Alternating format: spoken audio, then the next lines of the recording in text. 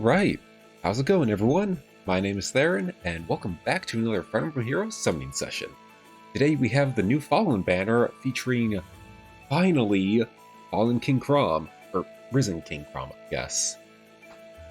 Granted, he's not the one from the Cypher card, but that doesn't matter because we finally have a Fallen Chrom alt in the game, since it was already teased in Cypher. But before we get to that, I have an arena ticket. Let me just quickly spend this, and then we'll get to the Fallen banner. Raid. Hopefully this is somebody good.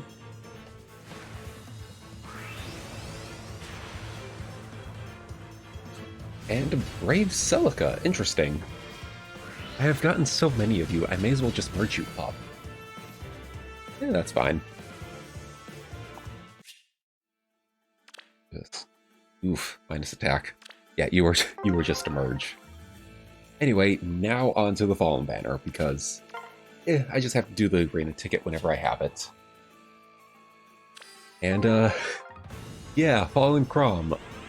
We may as well start there, because for some reason, they decided to make him a rearmed hero.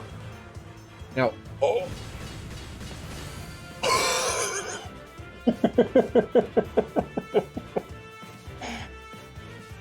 Oh!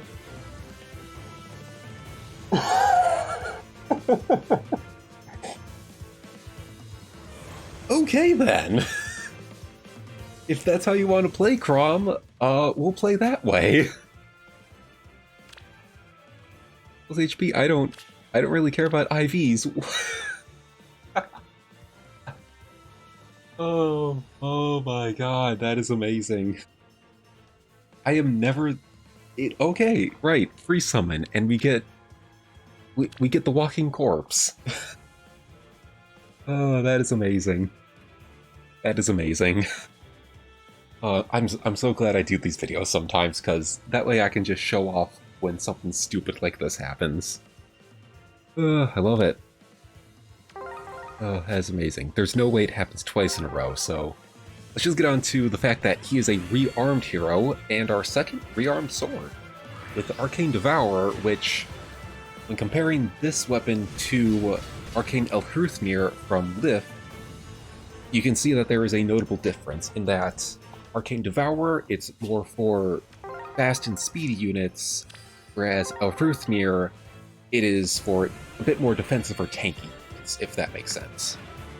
Because what Chrom has in this one is always the standard +5 stats, +5 to all stats at start of combat, slaying effect, a special acceleration per unit's attack, so if you want to charge a high special, you're going to want a lot of speed, I think. A 40% damage reduction on foe's first attack, and if unit is faster, full no follow-up. So yeah, definitely more catered towards fast units. Whereas with the Elhruthnir, I think there was like just a buff to it, no, a debuff to attack defense, I think, on foe. I have not looked at that weapon in so long, I have to double check. There's no green, so we gotta skip that. Totally fine. But of course, that is not the only thing Chrom brings to the table. His new... well, I guess new, technically, but his unique repositional assist skill, called Fate Unchanged. As we get an Ingrid, okay. Essentially, Fate Unchanged, same reposition, grants isolation to unit after he uses it, and a second action. Fourth time we've seen this on Chrom, it's no different. But what this one does is it inflicts exposure on nearest foe within 4 spaces of both Chrom and the unit he repositioned. That's always going to be... well, it's just 4 spaces flat, not cardinal direction. That's right. But not only does it inflict exposure on that foe, but if there is a savior unit within 2 spaces of the foe being debuffed with exposure, that savior unit also is inflicted with exposure. So Chrom is out here basically trying to shut down the savior meta in the game. Which means for Aether Raids, he's going to be a force to be reckoned with. Because he will just shut down all your save teams, kind of.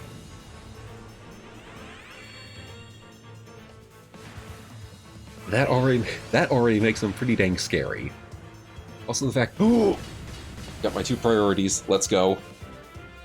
We will get to you, Anankos, later, but right now, Rearmed Chrom. Oh my god. Plus speed too. Holy shit. Oh my god, that is amazing. Anyway, Chrom. Yeah, the exposure thing, that's going to be annoying for anybody who runs Savior teams. But then, of course, he has a new B skill, Speed Defense Snag 4. A little surprised that we're getting a Snag 4 skill right off the bat. Also, what the hell is this 5-star Lux? Hiya, Sane, what are you doing here? Okay, I guess? Sure. Pop off. Why not? Anyway, Snag 4. Wasn't expecting to get a Snag 4 skill so soon, but I like what they did here. I'm only going to talk about the notable changes, which is -4 speed defense on foe during combat, so that's just flat out, no need to reposition or pivot or anything. And then a stat debuff change. Oh wait, that's right. Sorry, I'm reading my notes way too direct. They changed the stat debuffs for speed and defense from a -6 to a -7. Minuscule change, but not too bad.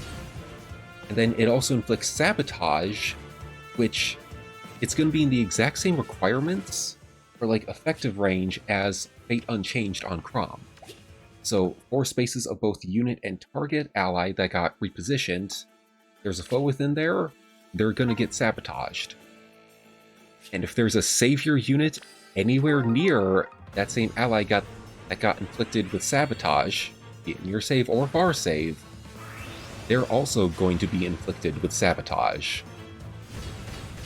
Chrom, like I said, Chrom is out here trying to destroy the savior meta in Aether Raids or Summer Duels or whatever. He is out here and he wants it gone. And I just find that very hilarious. I have also seen some people talk about this with his art. Firstly, I do like that it's the iconic Chrom pose where like Falchion is down at sort of an angle, blade pointing towards the ground, and you have like the cape fleur, just doing a wide flourish off to the side.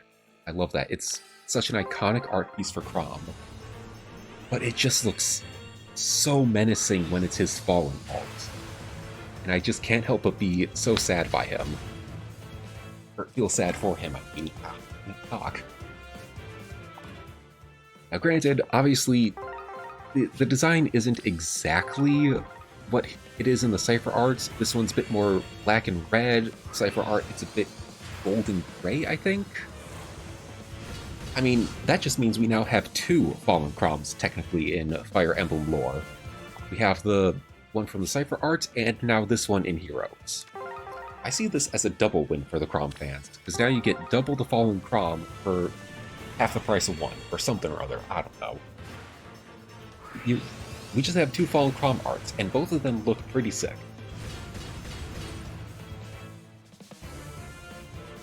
To move on to the person who decided to show up after Chrom, and the other one on my priority list, Anankos. Who, firstly, I am very happy that he's now in the game. Only thing I'm gonna say, kinda sad he wasn't a mythic hero to start off with. I get that, yeah, he is more evil and not his normal self in the game. I mean, that is technically the mythical dragon god that we do fight in Fates, at least Revelations. So, an argument could have been made for both a Fallen, a mythic hero that's kind of like Medius. Still has the purple flames, but a mythic. That being said, I'm still very happy that he is here, and this could even open the door to where the normal Anankos, if you've played Hidden Truths, you kind of know about this, but we could get the normal Anankos as like a mythic hero. At least that's what me and a couple of friends are theorizing, but till then, I will take this. Anyway, his weapon, Silent Breath, very fitting for the Silent Dragon. Slaying effect, And then if foe initiates combat or has 75% or more HP at start of combat, +5 to all of Anankos' stats, and then inflicts an Omni -X stat debuff on foe, where it basically works like Unity, but in reverse.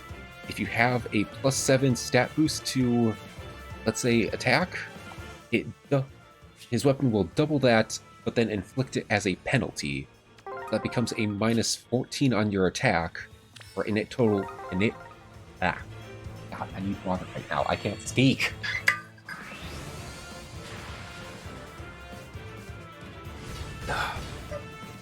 There we go. +7 attack becomes 14, but that's inflicted as a debuff, so now your attack is debuffed to a -7.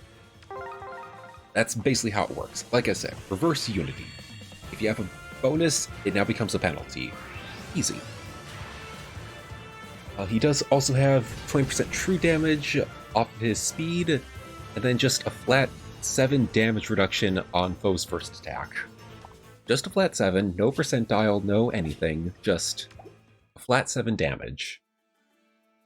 Which I don't think we've ever seen before, and if we have, I've completely forgotten about it.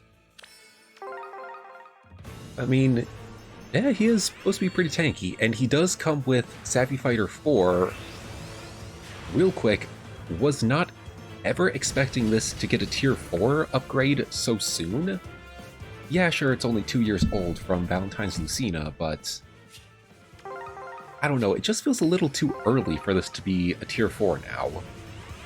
But in any case, he comes with it, so the notable changes: attack speed -4 debuff during combat. Makes sense. We kind of see that with a lot of the Tier 4 B skills now. And then for the speed difference, unit has to be faster than foe speed minus whatever. They now change that from a -4 to a -10. So it's a bit more strict on him wanting to be faster than his foes. A little bit. Because there's always going to be speed power creep no matter what. So this is going to be a bit more strict for him. I think the -4 was a little bit better, but time will tell. And then a 40% damage reduction on foe's first attack, so long as he is faster. Which, I mean, pretty helpful, especially since his weapon only gives him a flat 7 damage reduction on foe's first attack, so he kinda needs all the damage reduction he can get on the first attack whenever he can get it. Not bad, not bad. Again, I am just happy that he's finally in the game, and that is a-okay by me.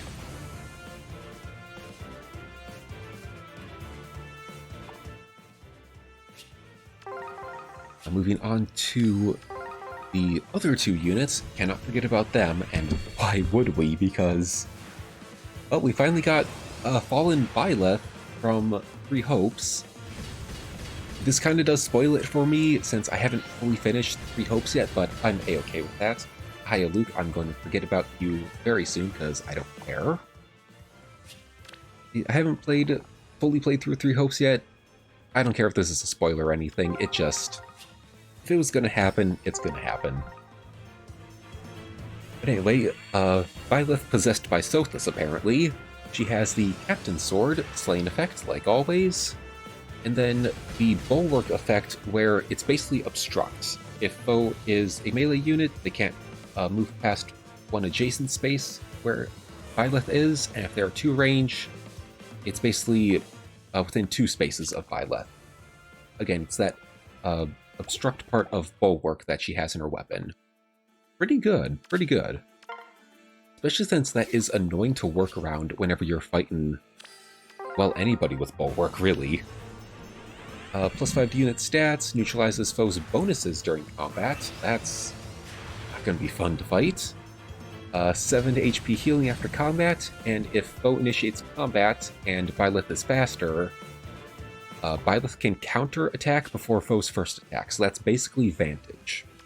Without any sort of HP requirements or if you go for Ninja Camilla's case, res stat requirements. So long as she's faster, it's just she gets to counterattack. Great, as if we didn't have enough annoying speedy sword units already. But of course, it just gets a little bit worse because she did... a little too fast on that sentence there, me. Eyelet also comes with distant attack speed solo. It's literally as the name says it is. Attack speed solo with a distant counter effect. You put them together, you have this A skill.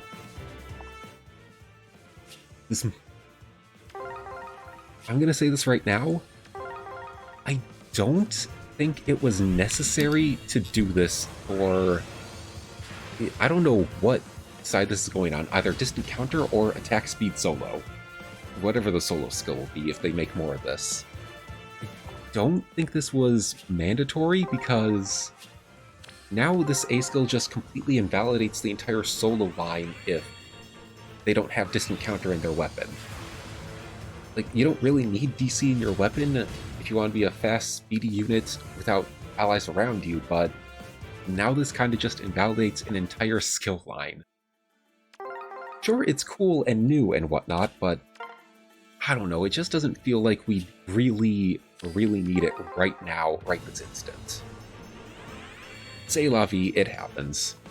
Faye is always trying to experiment with new skills anyways, it's fine.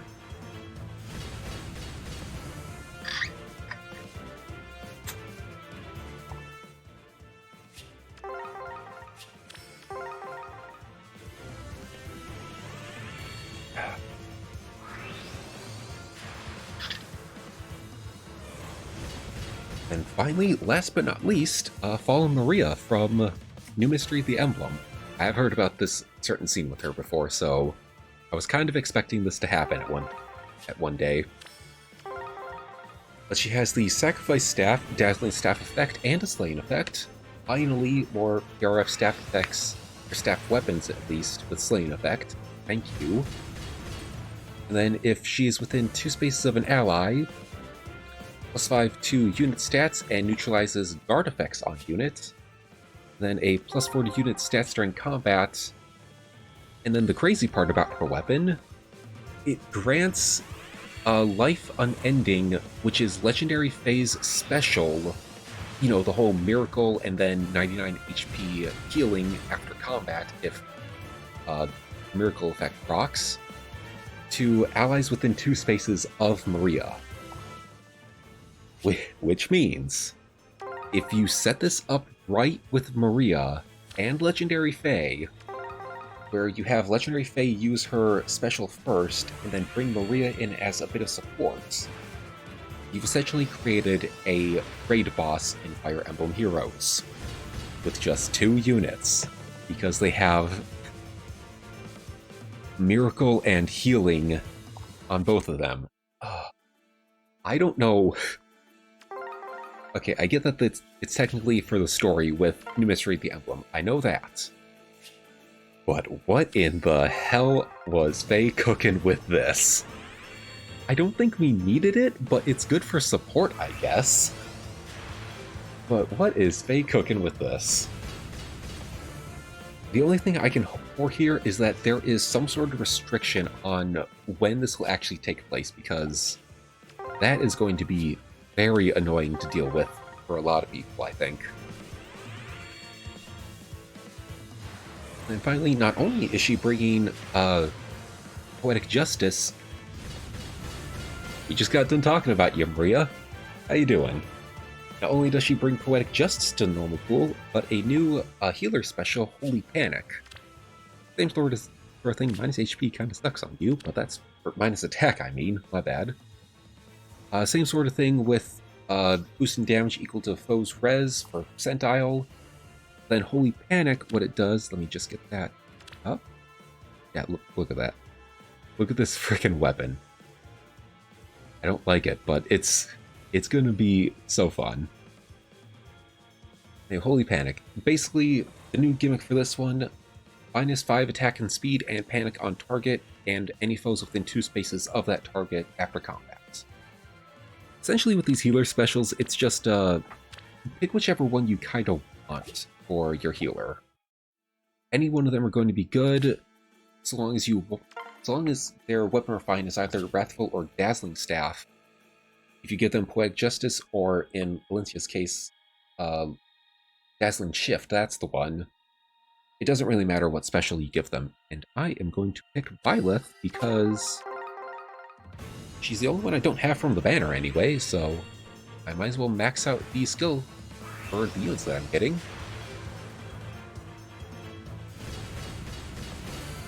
Hey, nice. Also, Violet is our second hero to not have the evil purple glow about her. First one was Fallen Gustav last year, if you remember. That's infantry, cool. So that was something, and that already got reset, that is totally fine. I won't be going to the second spark, I only have 23 orbs, I'm just not. But that was certainly a summoning session, especially with that beginning. Good Lord Chrom, what are you trying to do to me? Yeah, I get you're evil, but come on. Or at least I'm glad to have gotten everybody, so thank you all so much for watching. I hope you enjoyed. If you have summoned on this banner, let me know who you got down below in the comment section. I always love seeing your results. And if you haven't summoned yet, I wish you all the luck in the world. But with that, I'm Theron, then I'll see you next time. So until then, farewell, and game on.